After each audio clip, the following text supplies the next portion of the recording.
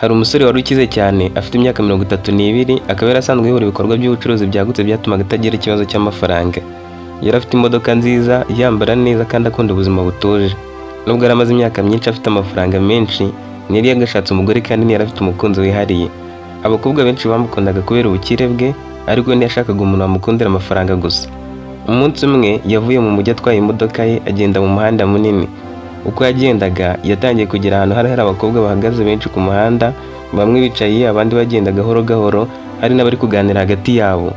Bari bambaye neza kandi bamwe muri bo bari bafite ubwiza bwakururaga umuntu wese wahanyuraga. Umusore yakomeje gutwara, ariko nyuma gato abona umukobwa umwe wari ufite ubwiza budasanzwe ahita agabanya umuvuduko.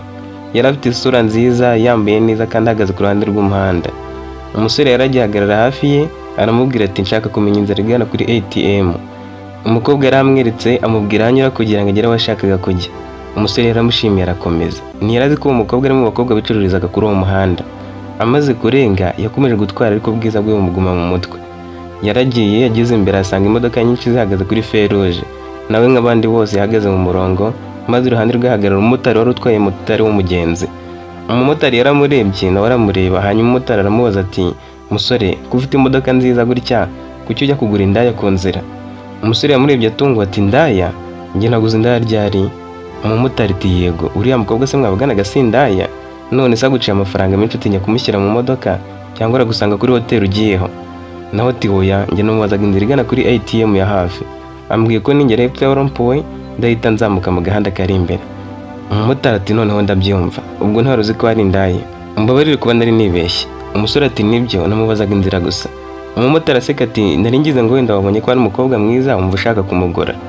Uwo musore nawe ati oya rwose sinari nzi n'ibyo bintu. Umumotari ati bariya abakobwa baricuruza. Umusore ntiyagize icyo amusubiza. Feruje yarahindutse, imodoka ziragenda nawe akomeza urugendo. Ariko muri uwo mwanya ibitekerezo bye byari byahindutse. Yatekerezaga kuri wa mukobwa yaramaze kubaza inzira, akibaza uko umukobwa mwiza nk'uwo yaba ari mu buzima nk'ubwo. Ntiyashoboraga kumva impamvu kandi ko yakomezaga gutwara niko yatekerezaga kuri wa muhanda, kuri ba bakobwa benshi yaramaze kubona no ku magambo y'umumotari. Yagize aribwira ati nzasubirayo, ariko sinzasubira ngo ngure umukobwa ukurana nawe, nzasubira mbabaza icyabagejeje hariya. Ubukeye bwaho uwo musore wari yimukiye muri uwo mujyi by'igihe gito ashaka kwita mbere na mbere ku ishami ry'ubucuruzi yari yahashinze, ntiyigeze yibagirwa ibyo yari yabonye. Nubwo yari afite akazi kenshi n'ibindi bibazo by'ubucuruzi byari bimutegereje, buri kanya iyo yibukaga wa mukobwa yari yabajije inzira, yahitaga yibuka amagambo y'umumotari wari wamubwiye ko abakobwa bicuruza. Yibazaga niba koko ubuzima bwabo bwari bumeze uko yabubonye, cyangwa niba hari impamvu yari yarabajyanye kuri uwo muhanda. Umunsi umwe ari nimugoroba yafashe imodoka yasubirayo. Yari afite intego yo kumenya abo bakobwa no kumva icyo bahurizaho cyabagejeje kuri uwo muhanda. Agezeyo yabonye bamwe muri ba bakobwa bahagaze nk'uko yari yababonye bwa mbere. Yarahagaze amanura ikirahuri cy'imodoka maze abwira wa wundi wamurangiye inzira ati nshaka ko tuganira. Umukobwa yishimye ati nta kibazo tuganire. Umusore ati mbere na mbere nshaka kukubaza ikibazo. Umukobwa amureba ati kihe kibazo? Umusore ati nabonye hano hari abakobwa benshi, none se bose baba bafite impamvu imwe yatumye bahaza? Umukobwa amurebye mu maso asa n'utunguwe n'ikibazo yaramubajije, maze aramubwira ati ariko se uri umukiriya? Umusore nawe atunguwe ati oya ntabwo ndi umukiriya. Umukobwa ati none kuki ushaka kumenya impamvu ndi hano? Niba ushaka ibyo abakiriya baza gushaka vuga amafaranga. Umusore yacecetse akanya gato, abonye ko umukobwa atangiye kurakara aramubwira ati ntabwo nje kugura ibyo utekereza, njye nitwa Kevin, nshaka ko tuganira gusa. Umukobwa amureba ati kuganira? Kevin ati yego, ndaguha amafaranga umukiriya yakwishyura mu ijoro ryose, ariko uyu munsi ntabwo ndi bukugure. Ndakwishyura umwanya uri butakaza mu gihe turaba turi kuganira. Niba ubishaka injira mu modoka tugende gato tujye ahantu hatuje, umbwire impamvu yawe hanyuma ndakugarura hano. Umukobwa yamurebye nk'utizeye ibyo yumvise aramubaza ati urashaka kunyishyura ngo tuganire gusa? Kevin ati yego nta kindi nshaka. Umukobwa arakimushidikanyeho, ariko amaze kubona ko atari kumuhatira ikindi kintu aramubwira ati niba ari ukuganira gusa reka tugende. Yinjiye mu modoka, Kevin agenda buhoro buhoro arenga abandi bakobwa bari bahagaze kugeza bageze ahantu hari hatuje kure y'umuhanda wari urimo abantu benshi. Yahagaritse imodoka areba umukobwa maze aramubwira ati noneho nta muntu uri hano ngakubwira ibyo uvuga, ndashaka kumva inkuru yawe ukwire. Umukobwa aramurebye maze bwa mbere asa n'umvise ko Kevin atari umuntu uje nk'umukiriya koko. Yaratuje aramubwira ati niba ushaka kumva ndakubwira. Kevin ati ndashaka kukumva kandi sinaje kugucira urubanza. Umukobwa ati nitwa Sandrine, nageze hano nyuma y'uko mama wanjye apfuye. Nari nkiri muto mbana na basaza banjye babiri. Data yaramaze igihe yaragiye, nta muntu usigaye wo kutwitaho. Nagerageje gushaka akazi ko mu ngo ariko amafaranga nabonaga ntiyabashaga kutubeshaho. Hari umuntu waje kumbwira ko hari akazi nakorera mu mujyi nkajya mbona amafaranga menshi. Naramukurikiye ariko aho nakoreraga byaje kurangira banyirukanye. Bamaze kunyirukana nagiye kurara ku mukobwa wabaga mu gipangu wari urwaye ari koroherwa, ariko ambwira ko mbishakanye kuko nabona amafaranga. Nabanje kwanga, ariko maze iminsi 3 iwe ncumbitse narabuze akandi kazi nemera kujyana nawe. Ubu maze igihe hano. Umusore ati none se ubonye akandi kazi kagutunga wahava? Sandrine ati yego, nta mukobwa ndi wifuza gukomeza kuba muri ubu buzima mu gihe yaba abonye ubundi buryo bwo kubaho. Umusore ati urakoze kumbwiza ukuri noneho. Sandrine ati ubundi se kuki ushaka kubimenya? Umusore ati bwa mbere menya ko muba mwicuruza, nagiye nibaza niba umuntu wese ugeze hano aba yarahisemo ubu buzima ku bushake bwe. Nshaka kumenya ukuri rero. Sandrine amwenyura ati ndabizi ko bamwe bakunda uyu mwuga ku buryo kubavanamo wenda byagora n'utarabaha amafaranga menshi nk'ayo babikuramo. Nanone hari abakobwa baba bari hano ariko barahisemo ko haza. Nanjye sinzi impamvu za bose. Icyakora ntabwo ibintu byose ubona ko umuntu ariko biba bimeze. Umusore yaramushimiye akomeza kuganira nawe akanya gato, hanyuma aramubwira ati nzongera ngaruke. Sandrine tuzagaruka? Umusore ati yego, hari abandi nshaka kubaza. Sandrine niyongeye kumubaza impamvu. Umusore amwishyura amafaranga bari bemeranyije, amusubiza hafi aho bari bahagaze, hanyuma arigendera. Nyuma y'iminsi mike Kevin yagarutse kuri wa muhanda nk'uko yari yarabibwiye Sandrine. Yaramaze iminsi atekereza cyane ku byo yari yaramubwiye, cyane cyane amagambo yari yaravuze agira ati nta mukobwa nzi wifuza gukomeza kuba muri ubu buzima mu gihe yaba abonye ubundi buryo bwo kubaho. Agezeyo yabonye Sandrine ahagaze hamwe n'abandi bakobwa, aramuhamagara aramubwira ati uyu munsi ndashaka ko tuvugana n'abandi 3 niba babyemera. Sandrine ati ndabazana. Yahamagaye umukobwa witwa Diane wari uhagaze hafi yabo, amubwira ko Kevin ashaka kuganira nawe. Diane yagize hafi y'imodoka, Kevin aramubwira ati ntabwo ndi umukiriye ariko ndakwishyura umwanya turamara tuganira. Diane yarabyemeye binjira mu modoka batangira kuganira. Kevin amaze kumubwira icyo agamije, umukobwa aramubwira ati nitwa Diane, njye ntabwo nari nzi ko umunsi umwe ndisanga nkora ibintu nsanzemo. Kevin ati byatangiye bite? Diane ati narangije amashuri yisumbuye mfite inzozi zo gukomeza kwiga. Nari mfite ababyeyi ariko amafaranga yo gukomeza amashuri ntiyari ahari. Naje kubona akazi ko mu iduka nkajya nkora umunsi wose nkabona amafaranga make cyane. Nyuma y'igihe umukobwa twakoranaga yambwiye ko hari abantu bakora akazi ko kwakira abakiriya. Nawe urabyumva, umukiriya wanyweye inzoga akifuza umukobwa, aho ngaho nabaga mpari nkaboneka kandi bishyura amafaranga menshi kugeza na n'ubu. Yambwiye ko ari akazi koroshye bwa mbere ndagerageza. Nabanje kuhajya rimwe na rimwe, nyuma bigenda bihinduka akazi kanjye kugeza n'uyu munsi. Kevin ati nicyo wicuza kurusha ibindi mu kazi kawe? Diane ati nasanze amafaranga aza vuba ariko ibibazo nabyo bikaza vuba. Nicuza ko nkorera amafaranga menshi ndagira icyo amarira. Kevin ati wigeze utekereza kubivamo? Diane ati inshuro nyinshi narabitekereje. Hari igihe nagerageje gushaka akazi ko mu iduka ndakabona, ariko amafaranga yaho ntiyarahagije ku buryo yakodesha ahomba. Iyo umuntu amaze kumenyera kubona amafaranga runaka mu ijoro rimwe, gutangira akazi gatanga make biramugora, cyane cyane afite ubukode n'ibindi byo kwishyura. Kevin ati ubonye umuntu ugufasha kubona akazi cyangwa igikorwa wakora ukabona amafaranga gahoro gahoro, wabivamo? Diane ati nabivamo, ntabwo nifuza gusazira muri aka kazi, ariko nkeneye ahantu natangirira. Kevin aramushimiye mu mafaranga bari bemeranyije ku mwanya bari kumarana, hanyuma amusaba kugenda. Diane yagezeyo, Sandrine yohereza undi mukobwa imodoka ya Kevin yari iparitse. Uwo mukobwa wundi yitwaga Chantal. Kevin yamubwije ukuri. Chantal ati niba uranyishyura ndakubwira, wenda waba unduhoye. Yahise atangira ati njye nashatse umugabo nkiri muto. Umugabo wanjye twabyaranye umwana umwe, nyuma araduta. Yagiye ntazi aho agiye kandi nta kazi nagiraga. Nari ntuye ahantu nishyura inzu, umwana nawe akeneye ibiryo n'imiti. Nabanje gukorera abantu imirimo itandukanye, ariko ibyo nabonaga ntibyabashaga kudutunga. Umuntu umwe yaje kumbwira ko hano nakorera amafaranga menshi kurushaho mbona mu yindi mirimo. Naje mbona ko ari bwo buryo bwo kubona amafaranga yo gutunga umwana. Kevin turacyabikora kubera umwana? Chantal ati mu ntangiriro nibyo byanzanye, ariko ubu ibintu byarahindutse. Nageze mbura uko nabivamo kuko ubuzima bwanjye bwose bushingiye ku mafaranga mbona hano. Kevin ati nicyo wicuza? Chantal ati nicuza kuba naratangiye umwuga. Nari nzi ko nshobora kubona amafaranga, ariko sinari nzi ingaruka zabyo. Kevin ati nizihe ngorane uhura nazo se? Chantal ati hari abakiriya baza banyweye cyangwa bafite uburakari, hakaba abadashaka kubahiriza ibyo mwumvikanyeho, abagutuka n'abakwambura. Rimwe na rimwe numva ntishimiye ibyo nakoze, ariko bwacye nkongera nkagaruka kuko umwana wanjye bakeneye ibyo kurya. Kevin ati uramutse ubonye kandi kazi cyangwa igikorwa cyagufasha kubona amafaranga ahoraho, wava hano? Chantal ati yego, ikibazo si uko nshaka gukomeza kuba hano, ikibazo nuko ntabona aho ntangirira. Kevin yaramushimiye mu amafaranga bari bumvikanyeho maze amusaba kugenda. Chantal yaramushimiye asubira kuri bagenzi be. Sandrine niwe wakoraga imiti akamwohereza abakobwa, yahise yohereza uwitwa Alice. yabaga yandikirana na Kevin yamara gusezera kuri umwe akamusaba kohereza undi. Uwo mukobwa Alice we yari umwana utuje ariko mu maso ye hari harimo agahinda. Kevin amubwiye uko bimeze, Alice ati njye ndakuze mba mu muryango ukennye cyane, nari mfite barumuna banjye 3.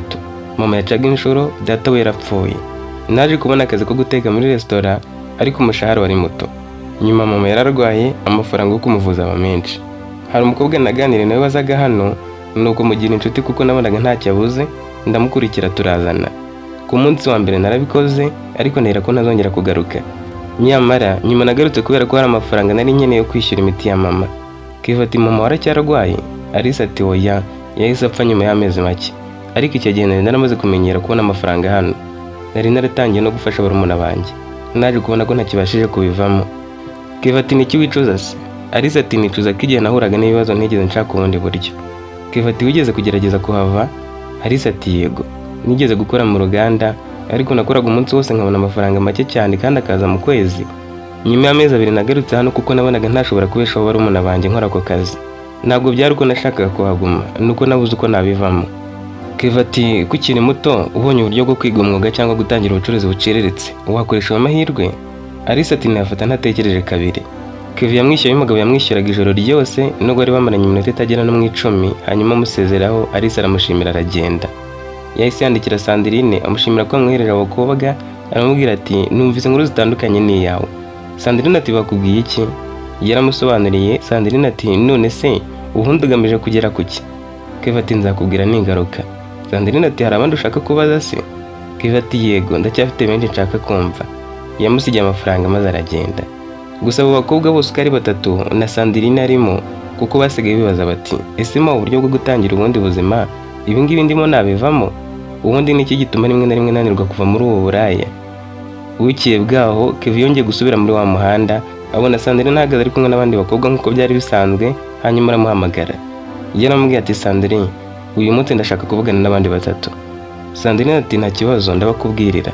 Yahamagaye umukobwa witwaga Mary wari uhagaze kure gato y'abandi maze amubwira ko Kevin ashaka kuganira nawe. Mary yaje mu modoka, Kevin amusobanurira icyo agamije. Mary aramubwira ati niba ari kuganira gusa ariko ukanyishyura ndabikora. Njye ntabwo nari mfite ikibazo cy'amafaranga, nari mfite akazi keza, nuye ahantu heza kandi mfite n'umusore twakundanaga. Ikibazo cyanjye cyatangiye nyuma y'uko uwo musore ansabye ko dufungura akabari dufatanyije. Naramwizeye nshyiramo amafaranga nari narizigamiye, ariko nyuma y'igihe gito amafaranga yose yarashize, nisanga n'umusore yantaye. Nagerageje kongera gushaka akazi ariko icyo gihe nari naramaze kugira amadeni menshi.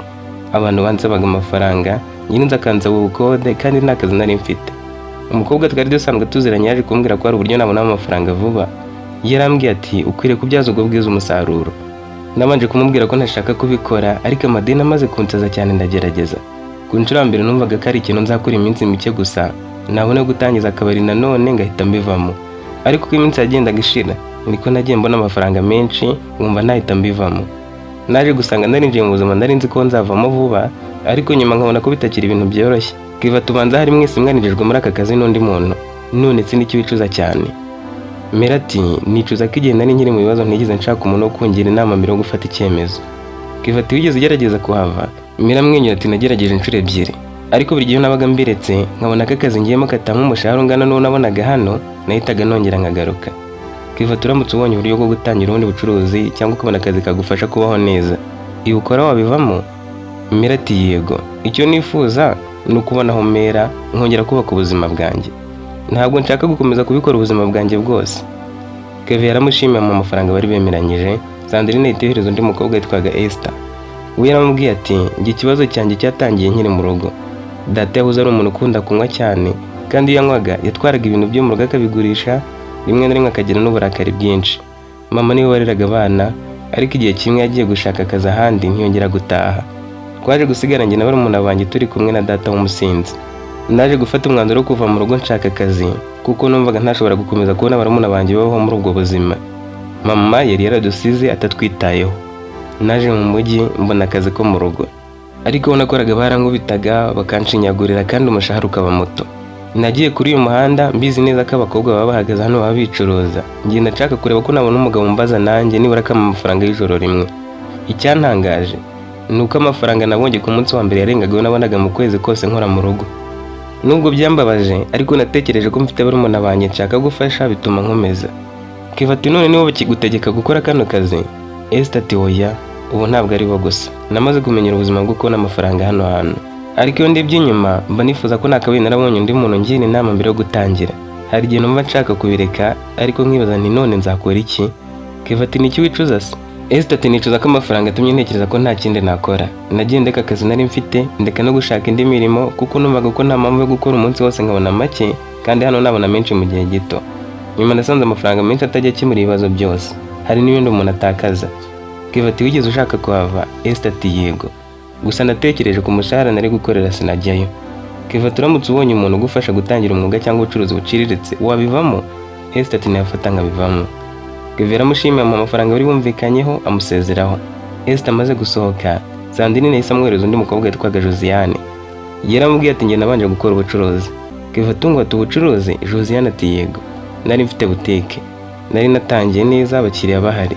Ariko hari umunsi habaye ikibazo cy'inkongi, ibintu byose nari mfite birashya. Nari narafashe ideni kugira ngo ntangire uwo mushinga, bityo nsigara mfite umwenda kandi nta bucuruzi mfite. Nagerageje kongera gutangira ariko banki n'abantu nari nafashe amafaranga bansebaga kubishyura vuba. Nagiye gushaka akazi ariko ibyo nabonaga ntibyashoboraga kwishyura ideni. Naje guhura n'umuntu rero wambwiye ko nshobora kubona amafaranga menshi mu gihe gito, ubwiza bwanjye nyine bukagira icyo bumarira, nuko ntangira nomera abagabo iwanjye mu rugo ngeze aho nzana hano. Keva ati none se uracyafite ideni? Josiane ati oya, nuko nyine naryohewe n'amafaranga. Keva ati niki wicuza? Josiane ati nicuza ko nihutiye gufata ideni rinini narabona neza ko ubucuruzi bwanjye buzakora. Ariko ikiruta ibyo byose nicuza ko igihe ubucuruzi bwanjye bwahombaga nigeze mbona ubundi buryo bwo kongera kwiyubaka. Nahise nshaka amafaranga aho nayabona hose. Keva ati wigeze ugerageza kuva hano? Josiane ati oya, sindagerageza ariko ndabitekereza. Keva ati byari ibyo rero. Yamuhaye amafaranga bari bumvikanyeho, umukobwa ahita yitahira ntiyasubira mu bandi. Keva yandikiye Sandrine amusaba kuza, ahageze aramubwira ati nzagaruka. Sandrine tuzagaruka? Keva amwenyura ati nzagaruka. Arabana nshaka kumenya uko bageze hano. Ikiri kuntangaza nuko bose bafite impamvu imwe gusa ituma batava hano, ngo nuko ahandi hantu ngo batange amafaranga make. Ese hano muhabwa amafaranga angana iki ku buryo mwumva mutabivamo? Sandrine ati uko duhabwa amafaranga menshi, ahubwo rimwe na rimwe nuko aba yoroshye. Kandi amafaranga tuba dushobora kubona mu cyumweru abashobora gukuba ayo twabona mu kwezi dukora kandi kazi. Ariko ntabwo byatuma umuntu atabivamo. Sandrine ntacyo yongeye kuvuga. Keva yaramwishyuye aragenda, nyuma y'iminsi mike aragaruka. Yaramubajije ati ese hari abakobwa baza muri ubu buzima kubera ko babishaka koko ari bo bagize igitekerezo nta zindi mpamvu zihari? Sandrine yisekera ati barahari. Keva ati noneho ndashaka kubumva, nibo nshaka gusa. Sandrine ati nta kibazo, reka mbahamagara umwe ku wundi. Yahamagaye umukobwa umwe uhagaze kure y'abandi gato, akaba yaritwaga Bella. Bella yaje hafi y'imodoka ya Keva atuje arinjira, amaze kumubwira ikimugenza. Bella aseka ati njye ntabwo nigeze nza hano kubera ubukene. Narize, iwacu turakize. Ariko bambuzaga amahoro no gukora ibyo nshaka. Nashakaga amafaranga yanjye bwite, inshuti zanjye n'ubuzima bwanjye. Nashakaga kugira ubuzima bwigenga nta muntu ubaza ibyo nkora. Ikindi nakundaga abagabo cyane. Nakundaga kwitabwaho n'abagabo, ngakunda kuganira nabo no kuba hafi yabo. Iwacu rero barambangamiraga. Ubu nawe ngihangana nawe kandi njye ndyamana n'abagabo bishyura menshi, nabwo beza kandi bamwe mba nakunze nanjye. Keva ati wigeze wicuza se? Bella ati nicuza iki kandi ari njye wabihisemo? Keva ati nta kintu na kimwe wicuza? Bella ati nta kintu na kimwe nakwicuza. Ntabwo nigeze mbura ibyo kurya, ntabwo nigeze mbura aho kuba, nta nubwo nigeze mbura amafaranga yo kwivuza. None nakwicuza iki? Keva ati none se ingaruka zo kuba hano ntuzitekerezaho? Bella ati ndazitekereza ariko izo ngizo ntabwo zizangeraho. None se byahindura ko ari amahitamo yanjye? Kuko njye ndirinda sinasama kandi nta ndwara narwara. Keva turakoze kumbwiza ukuri. Bella ati nanjye ndagushimiye ngaho nyishyura. Yamwishyuye umwanya bari bamaze baganira, umukobwa arasohoka asubira abandi bakobwa bari bahagaze. Sandrine ahita amwohereza undi mukobwa. Wowe yitwaga Mimi. Mimi yinjiye mu modoka aramubwira ati nyiri muto nakundaga kugirana umubano n'abagabo. Nabaga mfite abakunzi benshi. Nta kibazo nabibonagamo. Ariko uko igihe cyagendaga gihita, nasanze ko nashakaga abagabo ku buntu, hari naho nashoboraga kubabona noneho kandi nkabona n'amafaranga. Kwifuza abagabo byaje mbere, amafaranga yaje nyuma. Keva ati ntabwo wabireka? Ntabwo wicuza? Mimi ati mbireka kubera iki kandi ndyamana n'uwo nshatse? Abaje hano bose banshaka simbemera. Ubu nta gahunda mfite yo kubireka. Keva ati wowe nta kibazo wumva ufite muri ubu buzima? Mimi ati njye ikibazo mfite ni uko abantu bashaka kunyita umuntu wabuze inzira. Njye mbona narahisemo inzira yanjye. Ushobora kutayikunda ariko ninjye nyiri ubuzima bwanjye. Umusore ati none se byo kugira umwana ukabona akazi keza cyangwa ugashaka umugabo? mpimata ubuzima bushobora guhinduka, ariko ntabwo nabwo nava hano kubera ko umuntu yambwiye ko ibyo nkora ari bibi. Kuba nava hano byaba ari uko njye ubwanjye nabihisemo. Kevin yaramushimiye amuha amafaranga bari bumvikanyeho, mpima aramanuka. Kevin yahamagaye Sandrine aramubwira ati numiwe cyane. Sandrine ati hasigaye umwe rero, cyangwa ambwira ngo uzanire abandi benshi. Kevin ati oya, nabwo nshaka batatu, uwo wa nyuma amubwira aza. Sandrine yahamagaye umukobwa wa gatatu witwaga Clarisse. Yinjiye mu modoka, amaze kumva gahunda aratangira ati njye iwacu turakize, nta kintu nabuze, nari mfite amahirwe yo gukora icyo nshaka, narize kandi nari mfite amahirwe menshi yo kubona akazi. Njye rero nashakaga kwigenga, ntabwo nashakaga ko mama ambwira igihe cyo gutaha, data akambaza aho nahoze, cyangwa se ngo umuntu uwo ari we wese ambwira uko mbaho. Nari mfite imyaka yo gufata ibyemezo byanjye. Kevin ati nibwo wahisemo gutangira ubuzima? Clarisse ati yego, nzi neza ibyo ndimo, nari mbizi. Kevin ati ingaruka se ntabwo uzitekerezaho? Nawe ati ntabwo ndi umwana utazi ibyo akora. Kevin ati none se kuki wakomeje? Clarisse ati nuko nabikunze, iyo mbyangana ariko bivamo. Kevin ati ariko se ntabwo wumva ko hari umunsi umwe ushobora kuzabyicuza? Clarisse ati hari umuntu uticuza se? Hari ubwo bisaba kuba ukora kano kazi? Akazi ako ariko kose waba ukora ushobora kugira ibyo wicuza, kandi kugeza uyu munsi njyewe ntacyo nicuza. Kevin ati uramutse ubonye akazi gahemba neza wava hano? Clarisse ati ubwo uravuga akazi ko mu biro? Kevin ati yego. Nawe aseka ati nakora ku kazi ku manywa ariko sinari kuba ubuzima, kuko ntabwo mbona ko ari ibintu bibiri byabangamirana. Nshobora gukora ikindi kintu ku manywa, nijoro ngakomeza gukora ibyo nkunda. Kevin amwishyura agenda asigara yumiwe. Amaze gusohoka mu modoka yicaye akanya gato atavuga. Sandrine yaragihagaze hanze, yaramwandikiye araza. Sandrine ahageze aramubaza ati uracyashaka gukomeza kubaza abandi? Kevin ati simbakeneye, ahubwo uzanshakira abakobwa bifuza kuva muri uyu mwuga, ubutaha niwo tuzaganira. Hashize igihe yongeye gusubira kuri uwo muhanda. Sandrine aramubajije ati Kevin uragarutse? Kevin ati navuze ko nzagaruka. Noneho wazana abakobwa bose wabonye ko bifuza kuva muri ubu buzima? Sandrine agiye kubakusanya bose bazana imodoka yari iparitse. Yazanye abakobwa 19 bari biteguye kuganira nawe, kandi bamwe muri bo bari batangiye kwifuza guhindura ubuzima bwabo. Kevin yabajije icyo bakora baramutse babonye indi mahirwe. Umwe avuga ko ashaka kwiga kudoda, abandi bavuga ibirimo gucuruza, gushinga salo, gusubira ku ishuri, kwiga guteka, gutunganya imisatsi, gukora ubucuruzi bw'imyenda cyangwa kwiga mudasobwa n'ibindi. Kevin yabateze amatwi abaza niba bose biteguye kuva muri ubwo buzima. Bagaragaza ko babishaka ariko bavuga ko bakeneye igishoro aho kuba akazi n'umuntu bayobora. Kuva uwo munsi yahinduye uburyo yabafashagamo, ntiyongeye kubaha amafaranga gusa, ahubwo yatangiye gufasha buri wese mu buryo bwo kwiga umwuga, kubona akazi no gutangira ubucuruzi. Abari bafite ibikomere bikomeye byo mu mutima yabohereje mu bigo by'abajyanama b'inzobere barabaganiriza, bamwe batangira guhinduka, biga imyuga, abayishoboye abaha ibishoro, batangira gukora ibyo bashoboye. Nyuma hari abagerageje kongera gusubira kuri wa muhanda, ariko Sandrine yaratabaye. Yarabaganirije abatera imbaraga zo kudasubira ku muhanda, abibutsa ko ari amahirwe bagize rimwe mu buzima yo guhura na Kevin, kandi ko badakwiriye kuyapfusha ubusa. Yarababwiye ati aho gutekereza gusubirayo, mwamubwiza ukuri mukamubwira icyo mushaka. Kevin amaze kubona iryo hinduka rya Sandrine nuko yafashaga abandi, yatangiye kumwigaho. Sandrine yigaga kudoda kandi yafataga vuba, agakomeza no kugira abandi inama. Iyo hagiraga umukobwa ugira ikibazo yatumaga Sandrine nawe akabwira Kevin uko bimeze, Kevin nawe akamufasha uko ashoboye, agamije ko atagira wasubira ku muhanda. Ubuzima bwa Sandrine bwatangiye guhinduka mu buryo bugaragara, ndetse atangira kwicuza icyatumye amara igihe ku muhanda. Umunsi umwe yicaranye na Kevin, yamubwiye ubuzima bwe bwose atamuhisha ikintu na kimwe. Aramubwira ati nyuma y'urupfu rwa mama ngasigarana n'abasaza banjye babiri, data n'abakaduta, nagerageje imirimo itandukanye ariko amafaranga arabura. Kuba naraje muri uyu mwuga ndabyicuza, mba numva nta mpamvu mfite n'imwe yatumye mbizamo. Ariko Kevin ndagusaba imbabazi, nubwo wamenye bwa mbere ndi indaya, mba numva umuntu wese wambonye nicuruza nakamusabye imbabazi, kuko nataye ikuzo ndetse nsebye ababyeyi bose muri rusange. Nakoze ibintu byinshi nicuza kandi sinshaka kongera kubisubiramo. Kevin ati nibyo umuntu aba akwiriye kureba amateka yahashize ku mukobwa, ariko nanone ubu ngubu warahindutse. Rero sinkwiriye kugucira urubanza kubera ibyo wahozemo, ndareba umuntu uri w'uyu munsi gusa. Sandrine arira yamusabye imbabazi ku buzima yari yarabayemo. Kevin amubwira ko yamubabariye kandi ko icyo yamubonagamo ari impinduka yagezeho. Urukundo rwabo rwaje buhoro buhoro, batangira gukundana. Sandrine akomeza kudoda no kwiyubaka, Kevin nawe akomeza kumushyigikira, ari nako bafasha abandi bakobwa kwakira kuba mu buzima bushya. Nyuma y'igihe b'abakobwa baratangiye imirimo yabo, bafite aho baba kandi bakibeshaho babikesha igishoro n'amahirwe Kevin yabahaye, we na Sandrine bahisemo kubana. Icyatumye amuhitamo ni uko yari yarahindutse, ariko nanone ubwiza bwe, cyane ko akimubona bwa mbere bwamugumye mu mutwe, nuko Sandrine amwubahaga cyane, byaje byiyongera ku kuba Kevin ubwo yaramwiyumvagamo atitaye ku kuba yarahoze ari indaya. Ibyo ngibyo byatumye babana.